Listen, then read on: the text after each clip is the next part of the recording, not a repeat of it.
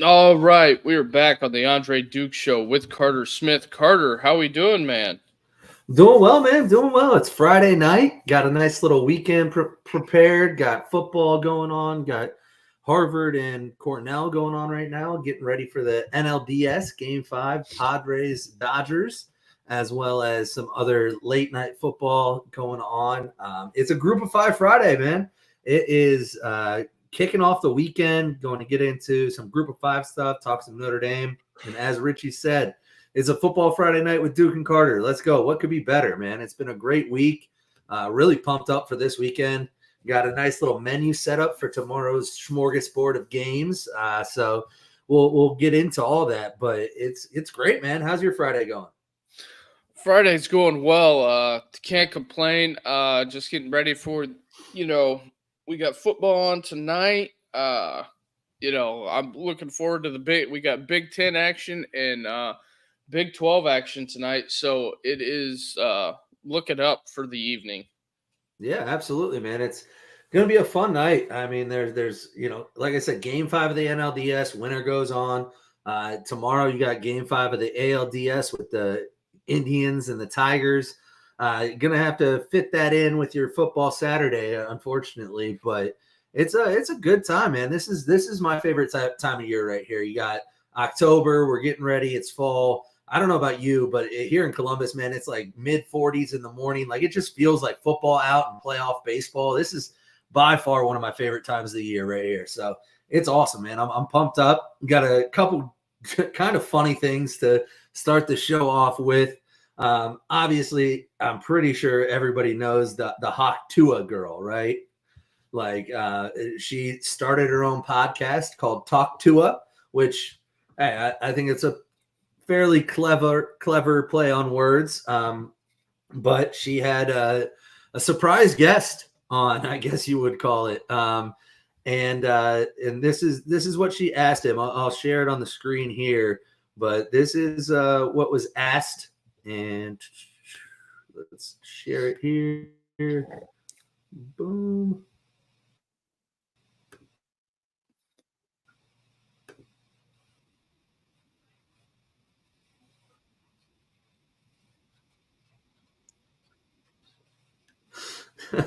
I just thought that was really funny. Obviously, she didn't actually have Chris Collinsworth on, but it's funny with how much Collinsworth talks about Patrick Mahomes, even in games Patrick Mahomes isn't playing. That was just a funny little clip that I saw. But you know what's crazy? The Hawk Tua girl has been famous for all of 5 minutes, is worth allegedly $12.5 million already. That's absolutely insane to me.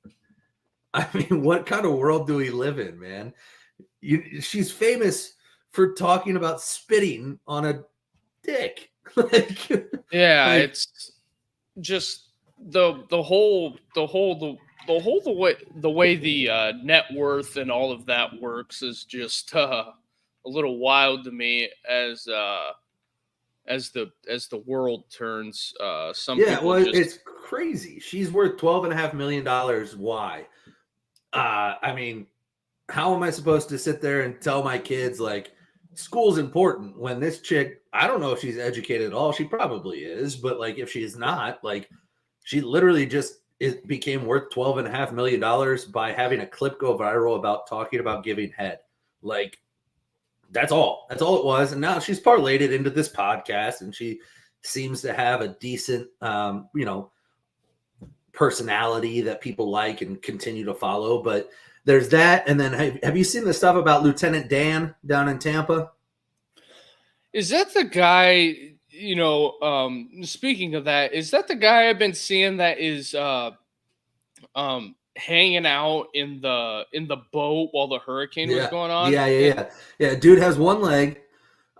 He lives on his boat, I guess in the Tampa Bay or something like that. At least it was parked there for both these last 2 hurricanes, and he refuses to get off the boat. Hurricanes are coming. He's like, no, I'm in a boat. I'm good. The boat floats. Like as long as we keep water out of the boat, I'm safe. And he survived both hurricanes without any real damage to his boat. So I guess good for him.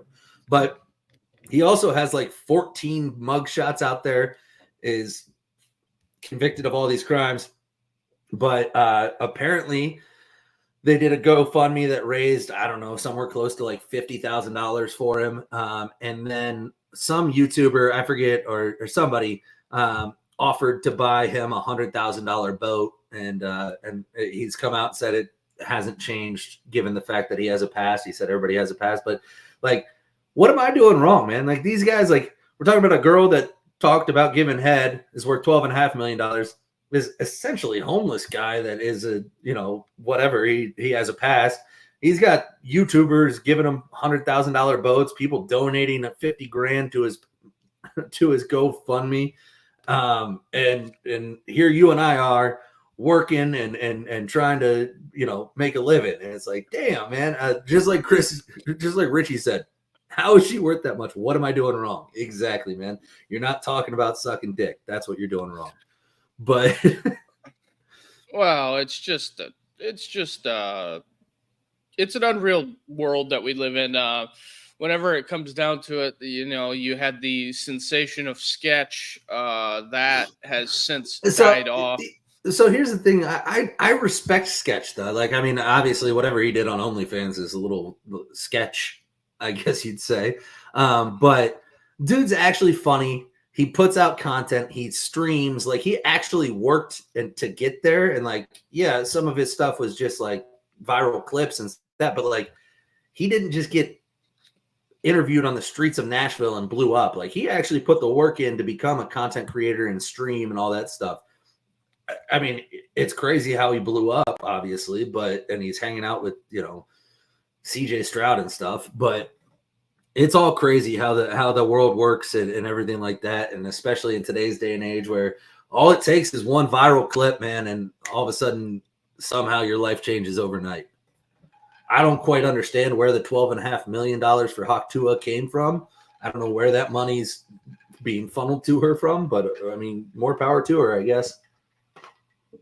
Well, one of the things with the sketch deal is that he hasn't appeared in a while, so I wonder why that is. But right. With that being said, it's just my thing is when it comes to the streamers, don't try to pass yourself off as something as you're not, because a lot of kids watch them, and I would say just be who you are. And the biggest thing is that if you have nothing to hide, you have nothing to fear. So absolutely. But what if Sketch would have came out and said, yeah, I was this person on this day back at this time, you think he'd be announcing picks at the NFL draft? I don't know. The thing is, like, I give him props. Like, he owned that shit once it came out. Like, he was like, I did not have sexual relations with that man. Yes, I did. Although, I mean, the one of the funnier things that he did do was whenever they said, let's talk about the elephant in the room. I did get a haircut. Now that he handled it pretty well. I'll give him props for that. I mean, that's got to be a hard thing. You hope nobody finds that stuff, I guess, was what his hope was. And then it came out. And I mean, I don't know how else you'd handle it. I mean, just run away and hide, but he just kind of owned it and was like, yeah, I was in some dark places, did some dark stuff. And it's like, all right. I mean, I respect that you owned it, I guess. You did what you did. Okay. But the internet is forever. Yeah, the internet's unforgiving. That's for sure. But speaking of the internet being unforgiving, I think these guys are going to have maybe have some. I mean, I'm going to keep this for receipts. That's for sure. But I saw this today. I don't know who these guys are. I think they have like a Barstool shirt on, so I don't know if they're associated with Barstool or not. But I'm just going to play the clip because I thought this was just incredible, the way that they handle this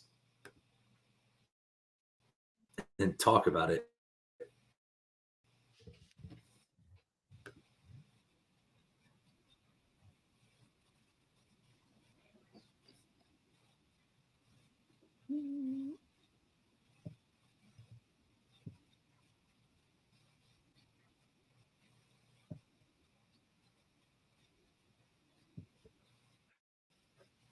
Did the clip play?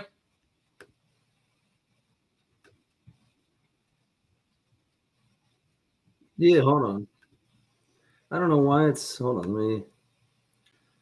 Seems like it's not playing there. Hold on, let me try this again here. Not sure why that wasn't playing. If anybody can tell me on the chat or anything if it was playing, it didn't look like it was playing from our end. Let me see here. Let me try it one more time here.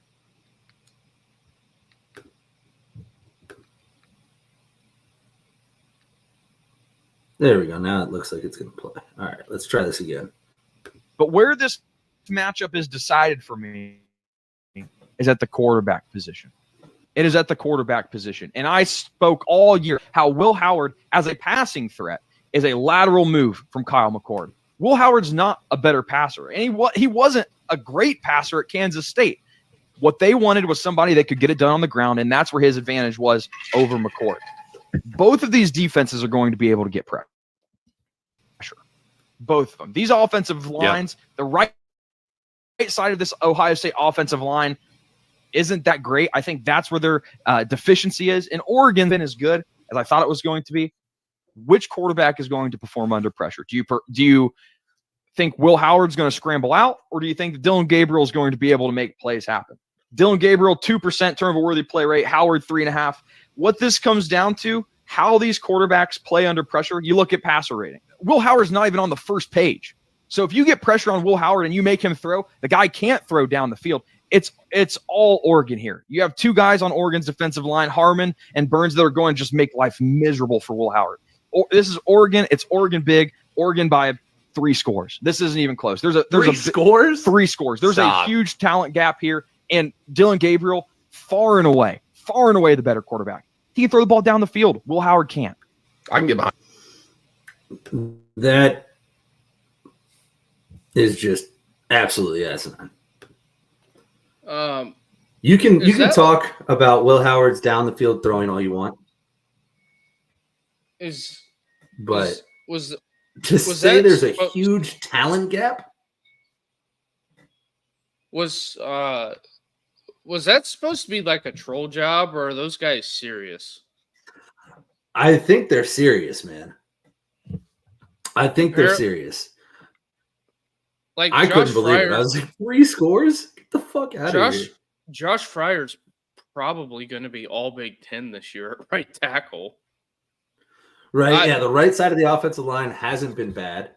Will Howard hasn't been bad under pressure either. He's actually, his completion percentage, his adjusted completion percentage under pressure is actually one of the best in the nation, I believe. So I don't know where he's getting these statistics from. I agree. His downfield throwing hasn't been great, but neither is Dylan Gabriel's. Do you know that, like, I think it's something like 85% of Dylan Gabriel's passes are under 10 yards? Here's a novel concept. Throw it to J.J. Smith downfield. Yeah, it works every time. I think that's working out pretty well. But then again, that's also what happens when you let people just read stats and don't watch any film at all. He's cherry picking stats too, and like he acts like 2% turnover worthy plays compared to 3.5 is a huge difference. Like that, they both haven't had very many turnover worthy plays. Then, if their percentages are that low, on top of that, he talks about Burns and Harmon being these great defensive linemen. Burns isn't even playing, I don't believe. So I don't understand. It's a hack job. That's just a hack job. I mean, okay, one, if you're like out there like semi trolling, like I've been known to do about certain schools and certain teams, that's one thing. But to full on like die on that hill, Oregon by 3 scores, like, what do you mean they had an issue moving the ball against Idaho? Like, they struggle. They barely beat Boise State. Yeah, if they don't score a kickoff return and a punt return, like Boise beats them by like 10. Yeah, like, what are we doing? It's amazing. And not that, I mean, Ohio State hasn't played. I mean, I would contend that Iowa and Michigan State are probably as good as Boise State. And obviously Oregon played Michigan State, so we all saw how that went. And Ohio State, and I mean, I just don't get it. I don't see where this is like. I don't see where the factual basis for that kind of argument is.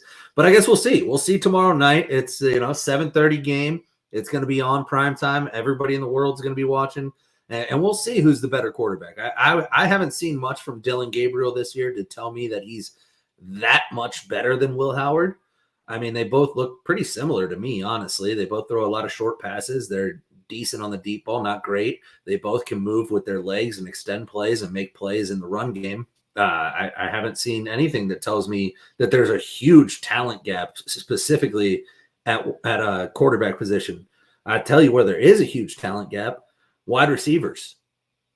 Not that Oregon doesn't have wide receivers. They have a really good wide receiver room, but the secondary for Oregon is really good. They're good, but they're all like 5'10" or shorter. You're telling me that a 5'10" guy is going to guard JJ Smith? Okay. Yeah. It's, I was having this discussion with some people that I know. They were asking me, oh, what do you think about the game? It's, 2 versus 3. And I said, and, the Oregon people out there, talking a lot of shit. And it's just like, okay, well, I mean, we'll see. I think it should be a good game, but it should be a good game. But like, I'm going to if I'm going to bet dollars to donuts, I'm taking the team that has JJ Smith because I'm taking the team that has the best player in college football right now, which is Jeremiah Smith. Sorry, he is. And then also some of the tape that I've watched of Oregon secondary, they want no part of running backs. That's why Gentry had a huge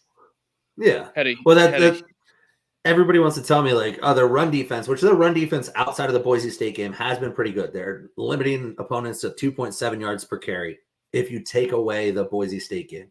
The problem is Ohio State has 2 Ashton Genties.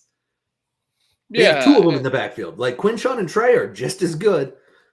They just don't play every play against terrible opponents, so they don't rack up the same stats. So whenever Gentry had 30 carries, so you had a guy that taking 30 carries. What are you going to do with 2 guys taking 15 carries? It's just what are we doing here? And Josh Fryer's probably going to be all Big Ten, and that is. Yeah, I think Josh Fryer's really stepped up this year. I don't like his attitude, but I like his play on the field. So as long as he keeps that up, I don't care what he says in the media. That's just, there's a friend of the show that he played right tackle, All-American at Ohio State. I trust his evaluation. He says he had talked about the Fryer thing. And he just said, I played there. I did the exact same thing. I know what the guy's going through. It's I'm not going to argue with somebody that has literally played that position and played it in the NFL. So but so the talking heads, Oregon by 3 touchdowns. You going to give me Ohio State plus 21 points? Okay, all right, bro. I'll take that any day of the week. But let's jump into our Group of 5 Friday. Let's get kicked off here. We got one game tonight in the Group of 5. It is your UNLV versus Utah State in Utah. Looks like the lines moved to, or no, it's still UNLV minus 19 right now. How do you feel about this one? UNLV is, they're slowly rolling here. So if I was a betting man, I would definitely, I'd definitely run in Rebs here. Unless it's super cold out there at Utah State, unless there's like snow or something in Logan, I would say I'm rolling UNLV. I think UNLV rolls here. Yeah, I agree. I mean, when you look at it comparatively, Malik Williams, the quarterback for UNLV, is a true dual threat guy. Not great in the pass game, only 400 yards so far. I believe he missed a little bit of time though too. But you just look at it. UNLV stacks up. They have better players at most positions, at most position groups. Their only loss right now this year is to Syracuse in overtime last week, which I watched that game. If you didn't, Kyle McCord tried to give it away at the end and then heroically won it in overtime. But they have wins over Houston, Kansas. I mean, they have some decent wins under their belt, whereas Utah State, I mean, outside of beating, who was it? RMU, Richard Morris, Temple, Robert Morris. I mean, they faced some big time guys in USC, Utah, and Boise. So, but they haven't been close. They got beat 48. What? Nothing. I was just yawning. Yeah, Robert Morris is their one win. They got beat 48-0, 62-30 by Boise. Lost to Temple 45-29. So they haven't looked great. So I would err on the side of UNLV. 19 points is a lot to cover, but I would imagine that they will at least win the game, if not cover that tonight. Although you never know. You get into Utah, man. Things get a little wild in those Utah stadiums. So it could get crazy out there in Logan. The Mountain West is notorious for Utah State, Nevada especially. Undefeated Boise rolls in there and Mountain West play, and one of those teams drops a game. Yeah. Well, Utah State is kind of something about those blue teams. Yes, and Utah State's coach got fired before the season. He was the guy that had the player issue. Yes. Yeah. We don't have to rehash that, but no. Their coach was put on administrative leave right after spring ball, I believe, and then he was let go. You can Google that and make of that story for what you want. I heard some things. Do I think everything that had happened in that situation, was it true? I don't know, but when you lose your head coach before the season, typically your season outlook isn't great. It's just an unfortunate thing. But it's tough to come back from that. The school made a decision, and the powers to be made that decision. So, Yep. And so that's the kickoff. That's the kickoff game for the group of 5 here this weekend. Obviously, there's been a couple other ones this week already, but that we've already talked about. And then jump into Saturday. Noon kickoff, we got the Toledo Rockets versus Buffalo. And it looks like right now Toledo is favored by 10.5. That opened at Toledo -9. So money has been moving towards Toledo in that one. When you look at this one, I mean, I like this matchup. Buffalo has a couple decent wins, overtime win over Northern Illinois. Other than that, their 2 losses they got stomped by Missouri 38-0, and then got stomped by UConn 47-3, which we already talked about on Wednesday, how UConn's the best football team in America thanks to the transitive property. So, you can't count that one against them. But Toledo has looked pretty solid. They have a win over Mississippi State, who I know isn't good, but they are a Power 4 opponent. Win over Miami of Ohio, which is a decent MAC school that gave Notre Dame a little bit of a game early. And then their loss was to Western Kentucky, the Hilltoppers. Their quarterback Gleason is throwing it all around the place, man. He's got almost 1,200 yards, 13 touchdowns, 4 picks. They struggle running the ball in Toledo. Leading rusher only has 175 yards on 42 carries. But the offense spreads it around, man. They get the ball out. And I think I like Toledo in this one. Buffalo is not a slouch, though. Buffalo could pull it out. But I like Toledo in this one. It is in Buffalo tomorrow at noon. Matt Candle is building really solid program up there at Toledo. So I would not be shocked if Toledo covers the points here. That's just outside looking in. I've seen, some of Toledo's games, catch them whenever they're on every now and then. But I believe coming up soon, we're going to have MACtion, so you're going to get to see more MAC opponents out there playing. So, Toledo, Matt Candle, I believe, will probably be up for some jobs, or his names would probably get floated out there, in my opinion.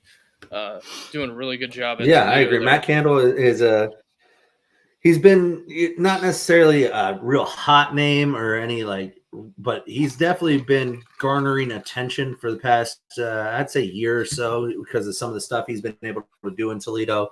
And they look pretty good. I mean, that offense is moving the ball pretty efficiently. The passing game looks pretty good. Need to improve on the ground, obviously, but overall, I like what Toledo's building up there, and I wouldn't be surprised if Matt Candle got another job here soon. Yes, totally agree. Moving on to another noon game, we have UAB versus the Army Knights. We got Army, who's 5-0 coming into this one, favored by 27.5. Opened at 24.5. So again, you can see spreads kind of moving. Money's going to that Army side of things.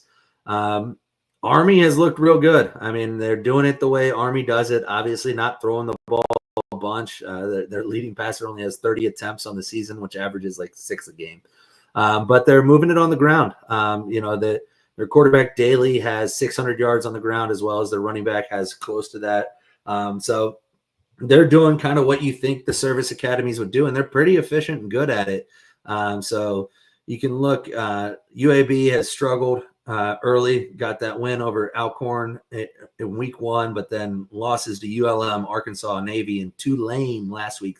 Lost to Tulane 71-20, which was There's also another incident that happened after that Tulane game.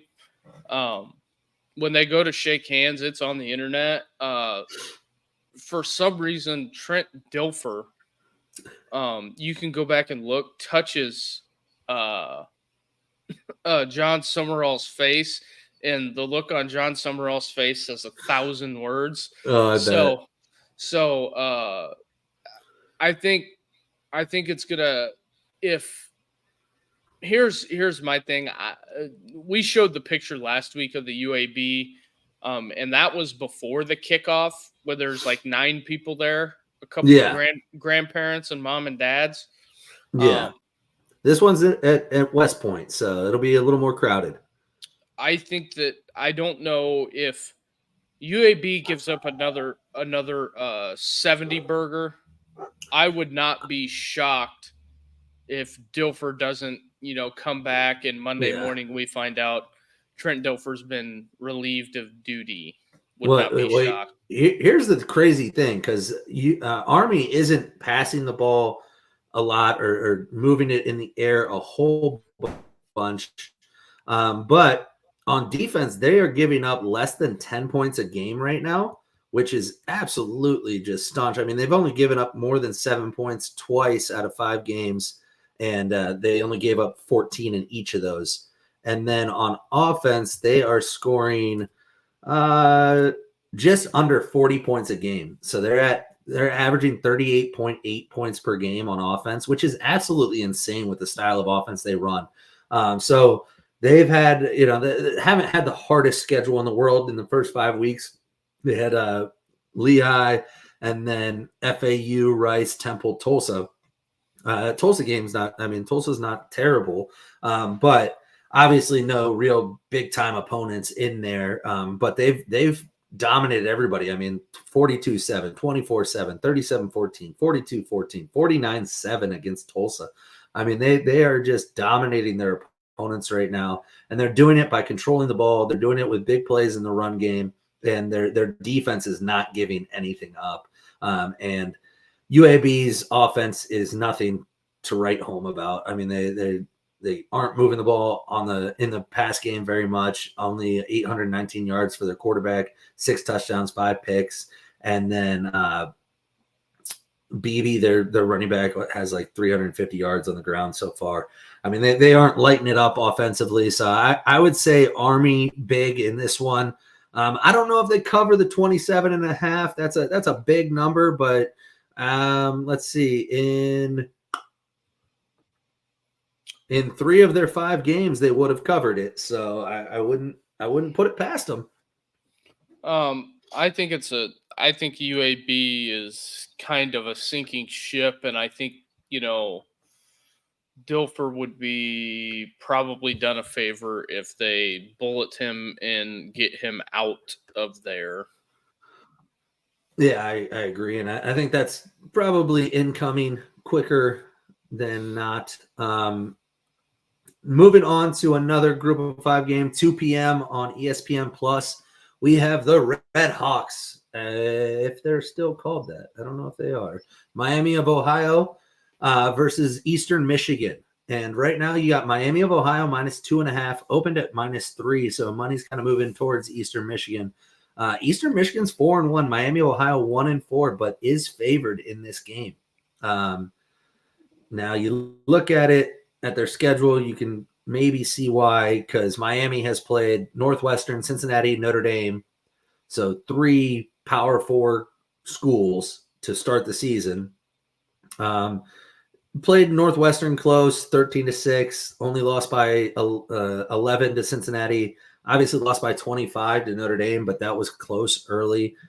They did get their 1 win against Massachusetts in overtime, 23-20, and then lost to a pretty good Toledo team, 30-20. So although they are 1-4, they have faced a much tougher schedule than Eastern Michigan, which has UMass. They lost to Washington 30-9. They did play Jacksonville State, took it to double overtime and won 37-34, and then beat SFPA 36-0 and Kent 52-33.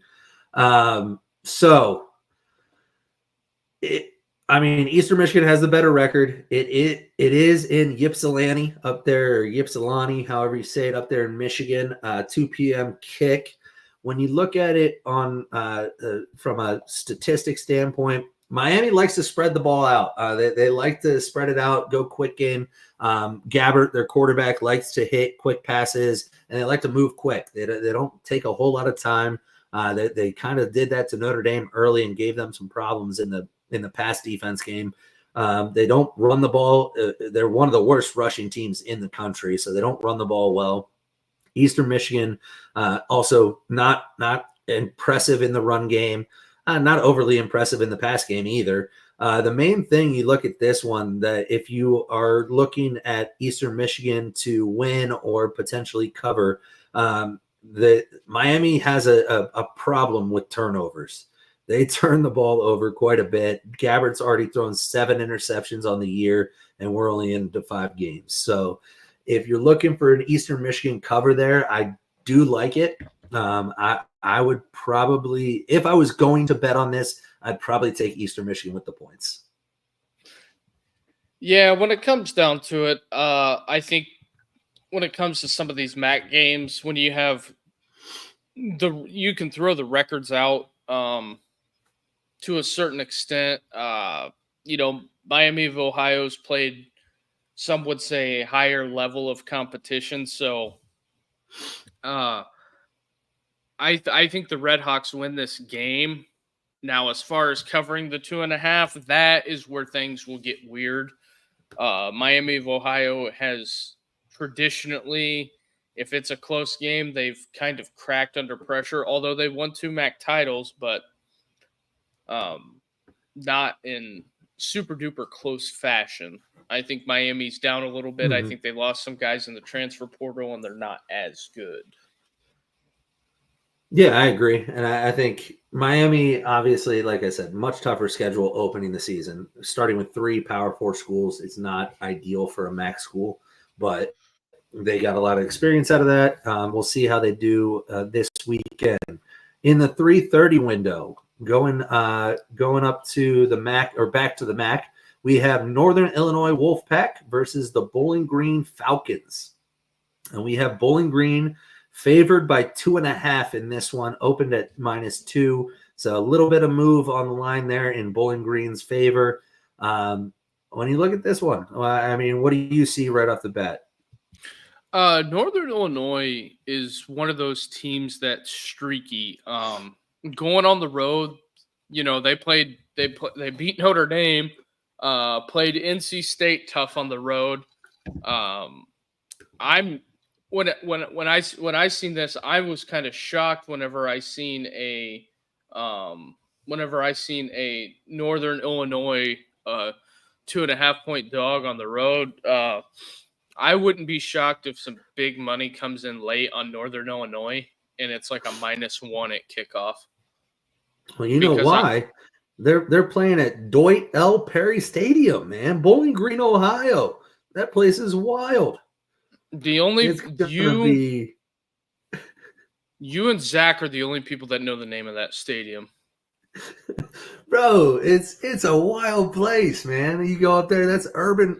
They're about to call it Urban Meyer Stadium here soon. Watch that they got. It's going to be a good one, though. I agree with you. I think Northern Illinois has looked pretty good in most of their games. Obviously, got the big win over Notre Dame at Notre Dame in week 2 that we've talked extensively about. Lost a tough one to Buffalo at home in overtime. Played North Carolina State really close. And I think North Carolina State's a pretty bad ACC team, if I'm being honest. So I wasn't shocked by that. And then obviously took care of business against Massachusetts. But on the flip side, Bowling Green, they have wins over Akron and Foreman. Close. I mean, they lost by 7 to Penn State at Penn State. Lost by 6 to Texas A&M at Texas A&M. Obviously, they lost to ODU, which was a bit of a shocker for me, but only by 3. So they've had 3 close losses, 2 of them to one to the number 4 team in the country at Penn State, and then another one to, I mean, I don't know where they are now, number 18 or something like that in the country, who's potentially a playoff program in Texas A&M by 6 at Texas A&M. Those are 2 of the hardest places to play in America. Now, obviously, they don't get up the same way for when Bowling Green comes to town as when Notre Dame or Ohio State comes to town, but they're still difficult environments that Bowling Green handled really well. And then the ODU loss is just, I guess, maybe a hangover from the previous 2 weeks. I'm not entirely sure how that happened. But when you look at it on the Bowling Green side, they like to pass the ball. Again, another program in the MAC that likes to spread it out. Bazelak has a little over 1,200 yards passing, only 5 touchdowns, but they aren't exceptional in the run game. Northern Illinois, if you watch the Notre Dame game, was pretty good on the ground, especially against the Irish, who has a pretty good run defense. And then Hampton, their quarterback, has been efficient but not great. So on defense, they both are pretty solid against the run and struggle a little bit against the pass. Notre Dame was able to run the ball very inefficiently against Northern Illinois. I mean, they couldn't run the ball well, and they definitely couldn't pass the ball well. But when I look at it, I think, I don't know, man. This is a toss-up for me. It's tough for me to pick against Bowling Green at home. I like them this year. Like I said, 2 of their 3 losses are to potential playoff teams in the big, Power 4 conferences. So tough for me to really hold those 2 losses against them. ODU, I get it, but I think they'll be ready for this one, and it wouldn't shock me if this was a close game. I guess if you had to, if I had to pick against the spread, I'd probably take Northern Illinois right now just because they're getting 2.5. And I think it could be a 1 or 2 point game at the end, honestly. But if I'm taking money line, I like Bowling Green to win. Well, Carter, we've done some things here this evening. When it comes down to this game, I think the people of Ohio at Bowling Green are going to be upset because they are not eating the dogs in this one. We are going to have Northern Illinois. I like the points in Northern on the road. Give me the road Yeah. dogs. The road dogs to come out victorious, unlike in Springfield. The road dogs. All right. And then moving on here to another one that is another 3:30 kickoff on ESPN Plus. We have the Memphis Tigers versus the South Florida Bulls. We got Memphis -9 in this one. Opened up at -6, so the money's obviously flowed Memphis's way. Right off the bat, the thing that I notice is I know Memphis likes to sling it. Their quarterback, Hennigan, has almost 1,400 yards, 7 touchdowns, 2 picks. They like to get the ball out, and they like to sling it around a little bit, which could cause some issues for a USF team that has been a little shaky against the pass. And then, obviously, when you look at USF, they have their win over Bethune Cookman, which is, it's a win. They beat Southern Miss. Big loss to Alabama, big loss to Miami. Those are 2 playoff programs potentially, so can't really hold that against them. But then they lost 45-10 against Tulane.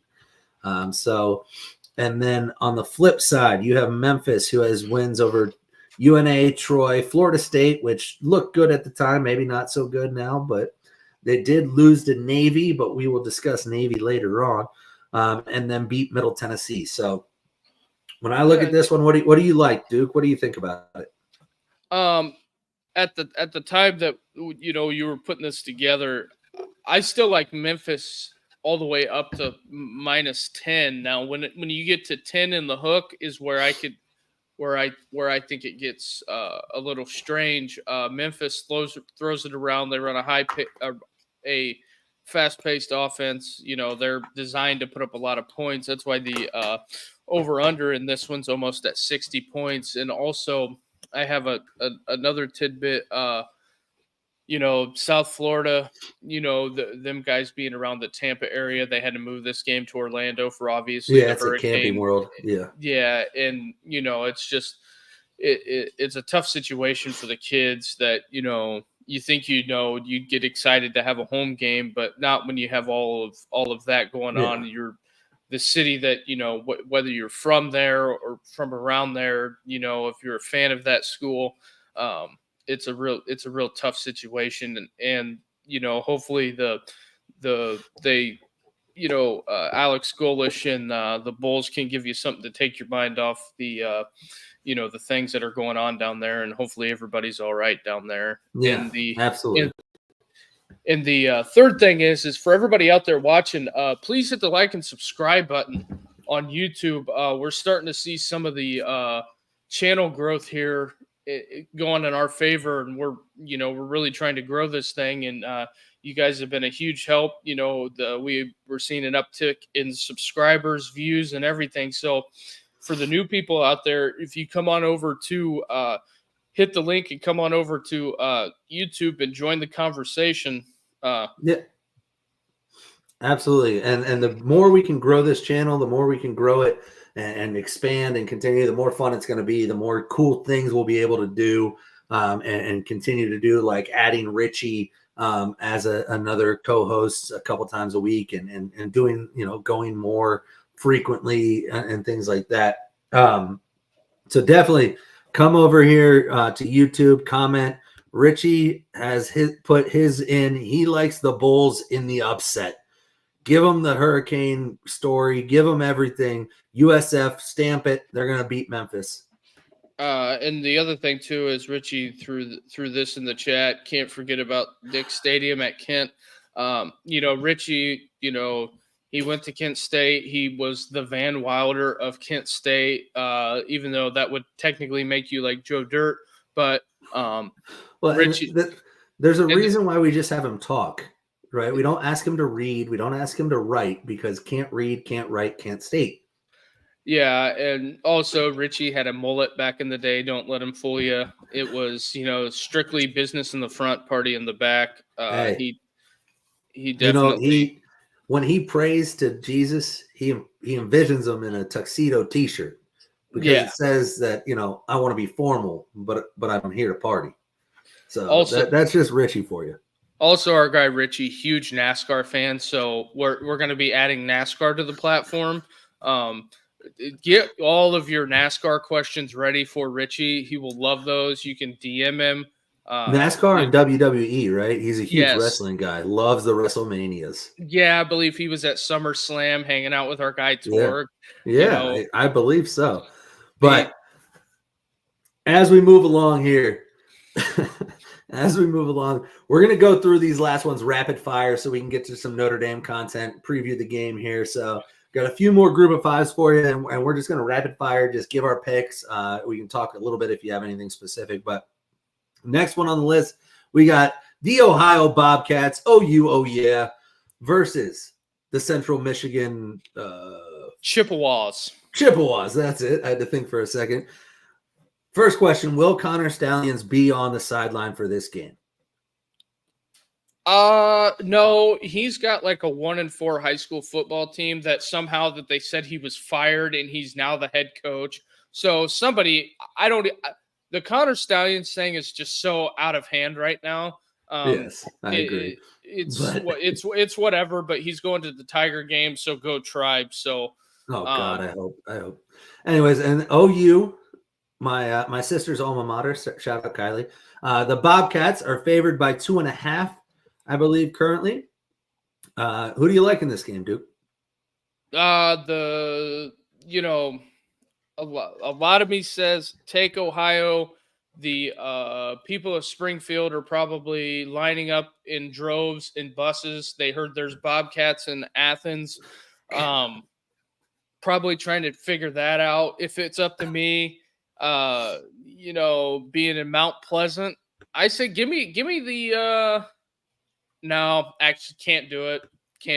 Give me the Bobcats on the road. The fighting Bobcats out of Athens, Ohio. I think they come out punching, fighting, clawing like they're trying to get away from somebody putting them in a sack from Springfield. I agree with you. I got my OU oh yeah shirt ready to go. Got my Ohio shirt ready. It's OU time, baby. Ohio big. And then next one we got here, we got UL Monroe versus Southern Mississippi. You got ULM favored by 6.5. Duke, who do you got? I'm going Warhawks here.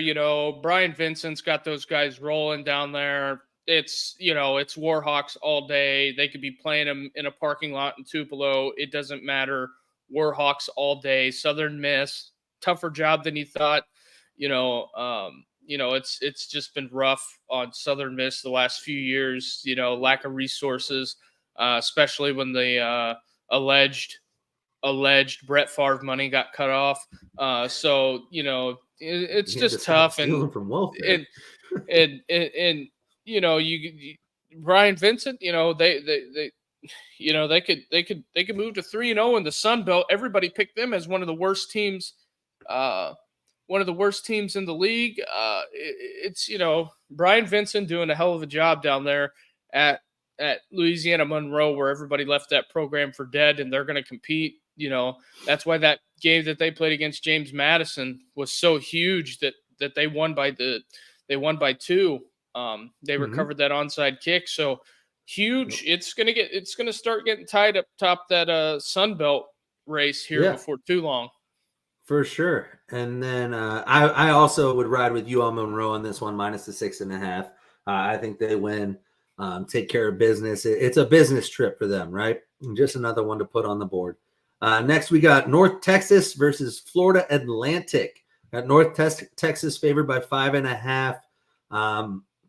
I'll let you pick first. You can keep picking first. I like that. This is down there in Boca Raton. North Texas is an offensive juggernaut. I don't think the Dunce Cap and Tom Herman are ready for this, even though Tom's an offensive guy.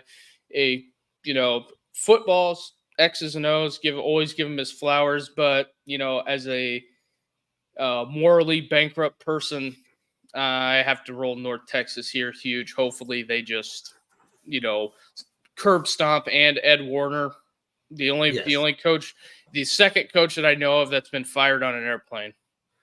Yeah, so I'm rolling North Texas big. I think Ed Warner gets shown the door here pretty soon. Florida Atlantic, I can't ever roll with Tom Herman. Just don't think he is what he thinks he is as a coach. So give me North Texas minus the 5.5. Next one up, we have Louisiana versus the Michigan Killers, Appalachian State. We got Louisiana favored by 10.5. Who do you like? Since it's down in Lafayette, give me the Cajuns here. I like the Cajuns. Big. Cajuns big. That's a lot of points. App State lost a lot in the portal. Not as what they were billed to be. So give me the Raging Cajuns here. I'm going to disagree with you. Give me App State, baby. I think they come in. I think they get it going. Figure some things out. Give me App State straight up money line. I'm not even taking the points. And our last one, the final, after dark game, 11 p.m. kickoff. We have Boise State versus Hawaii. Boise minus 20.5. Give me Boise, although one of our folks out there at Siskey and McCready, Neil and Tyler they do a football pick 'em. They pick 5 college games and pick 5 NFL games. Neil's down in the competition by like 15 some odd units. So Jeez. Neil has an exchange student that's from I believe he was from Norway. His name is Aiken. Made this pick, took Hawaii money line to try to get Neil some units back. So there you go. I love it. So I guess we'll see. So I like Boise. You like Boise minus the 20.5, huh? Mm-hmm. That's a big number for me. And these guys are traveling all the way from Boise, Idaho to Hawaii. I'm taking Hawaii plus 20.5 here. I think Boise might win the game, but I think Hawaii finds a way to keep it close. That travel, I know it's not as far as if you're an East Coast team or something like that, but traveling to Hawaii for a game is never easy. An 11 p.m. kickoff is never easy. I like Hawaii in this one. I think Hawaii finds a way to keep it close, keep it under that 20.5. So give me Hawaii plus 20.5 there. Yeah, I could. We really need to start tracking these picks.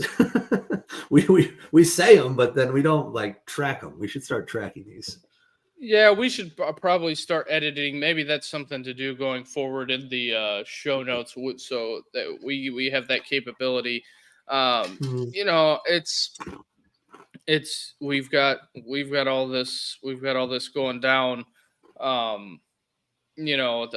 That Hawaii trip is weird. I mean, it's probably not as weird for Boise State being all the way out there. It's not like they're flying from Delaware and exactly. But it's still different, man. I mean, it's different. The bus breaking down. I want to say is can you Google this real fast? What time zone is Idaho? Are they on Mountain Time or Western? I think they're on Mountain. Let me see. Is Boise, Idaho? Mountain. Yeah, they're on Mountain Time. So it's basically a 3-hour time difference. So it would be like us going from east to west. So I guess it's not that uncommon, because I think if you go east to Hawaii, it's like 5 hours. Yeah, it's something crazy. But yeah, so it's definitely, but it is that still. I mean, look at the teams in the Big Ten that have traveled out west. I think they only have one win. Kurt Signetti and the Fightin' Hoosiers, and also this is a public service announcement to Ohio State fans, because I know we have on this show we've made some pretty bold predictions at times, and they haven't always came true. But the one thing that I do know that is kind of funny, if I'm an Ohio State fan, or a Michigan fan, I'm not looking past Indiana just for the simple fact of No. Vandy just got beat by or Alabama just got beat by Vandy. Yep. And when it comes to things like these, transitive property does not work. No. So let's I keep it. don't think anybody's looking past Indiana anymore. Well, we had a 6-0. we had a comment that said called us goofies, and it's like, who's goofy? They're 6-0. Yeah. As my guy Gmo said, there are only 2 schools that are bowl eligible right now. You know who they are? Indiana. Yep. That's one, 6-0. And who else is 6-0? Miami. Texas. Oh, Miami. Yeah. Yeah. Yeah, they're the only 2 schools that are 6-0. Everybody else has had a bye week or hasn't played or has losses. So they're the only 2 schools that are 6-0 and bowl eligible already. They could lose every game the rest of the year, and they're still going to go bowling. Yep. So that's the quickest Indiana's ever ever became bowl eligible. So this one last thing before we get to the Notre Dame segment, and then we shut it down because we were butting into Big Ten football. Northwestern is up currently on Maryland, made them go 3-and-out, driving down the field. Ooh. So the fighting Mike Loxleys and Josh Gaddis, they better get their proverbial poop. Blows, man. They better get their poop in a group and figure it out, which I think Locks is calling plays, maybe trying to save Gaddis' career. I don't know. He's probably worried about what. Never mind. Yeah. Never mind. But anyway, if you're watching out there on Twitter or YouTube, hit the like and subscribe button.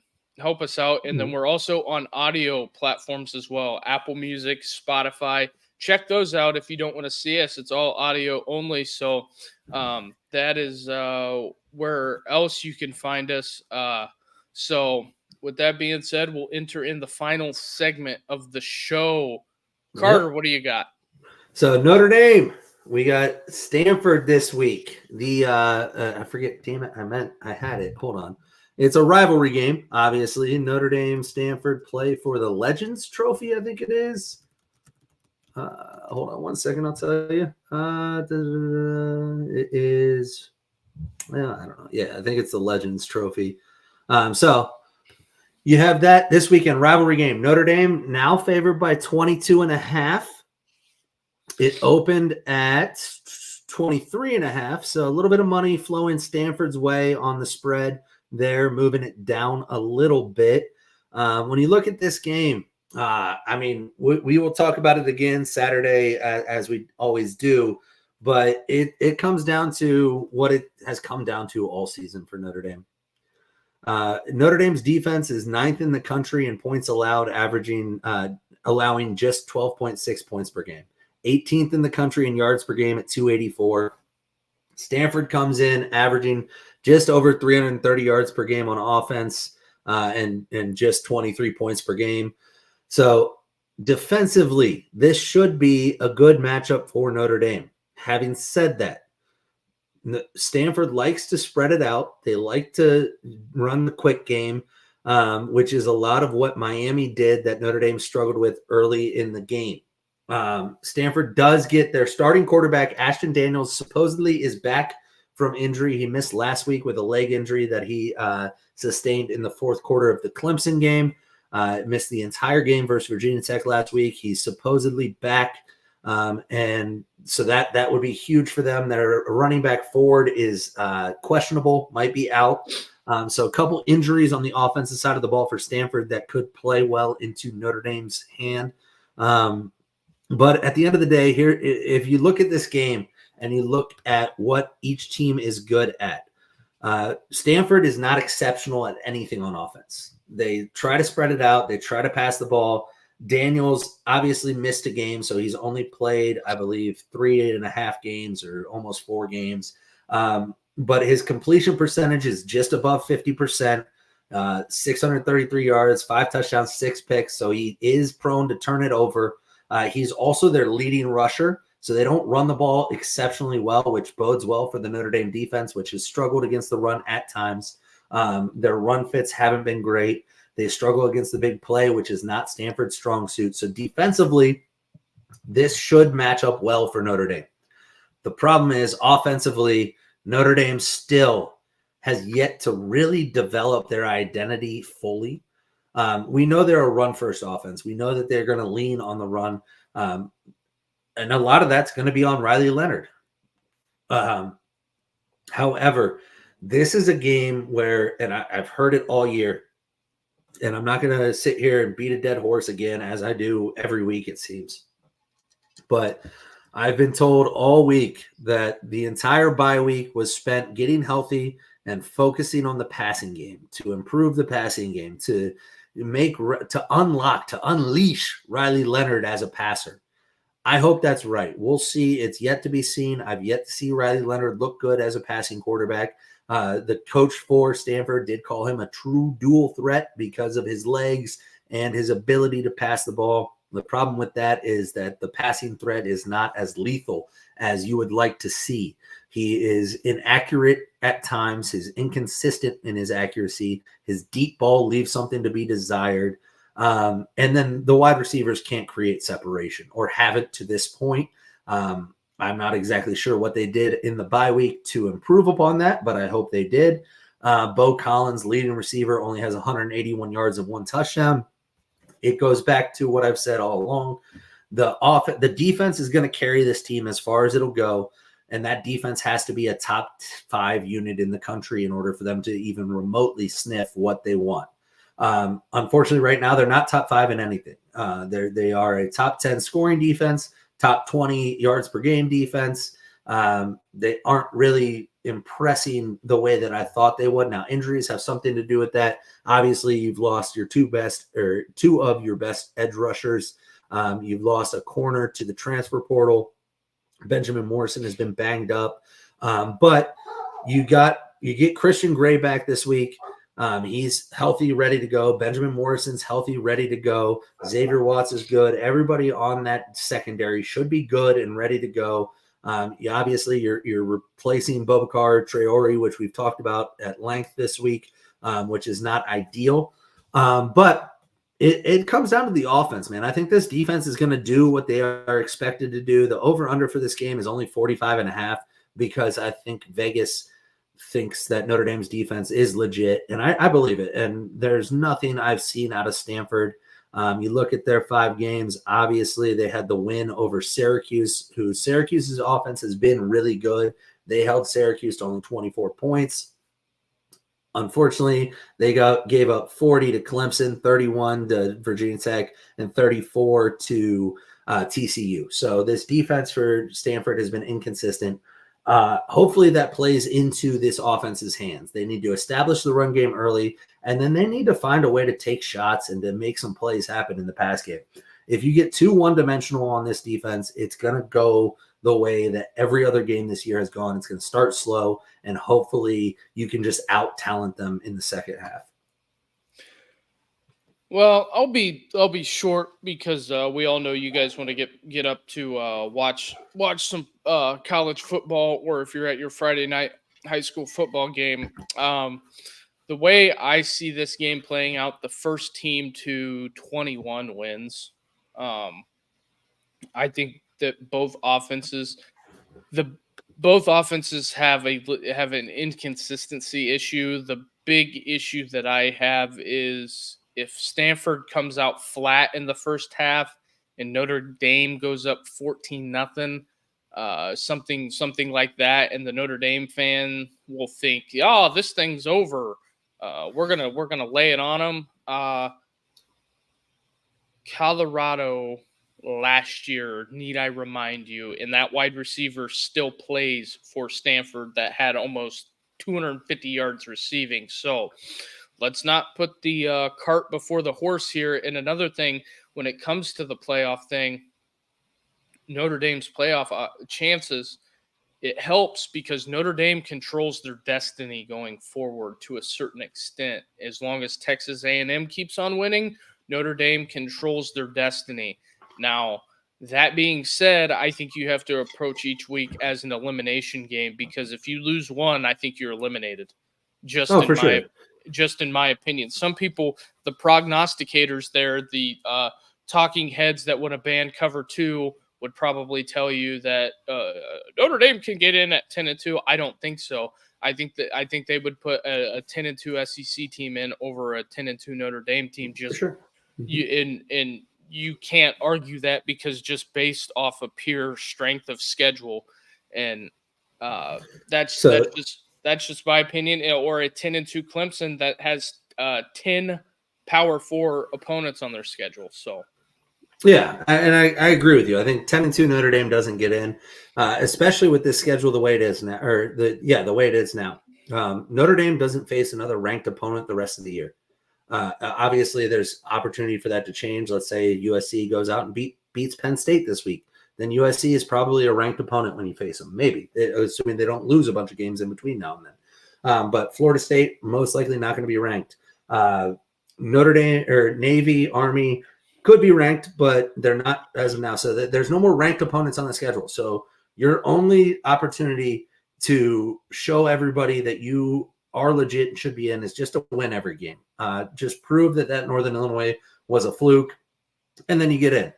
Second thing, you brought up the Colorado game for Stanford last year where that receiver had 250 yards. I would like to push back on that and just let you know Colorado's defense last year was absolute ass. Notre Dame's defense is not.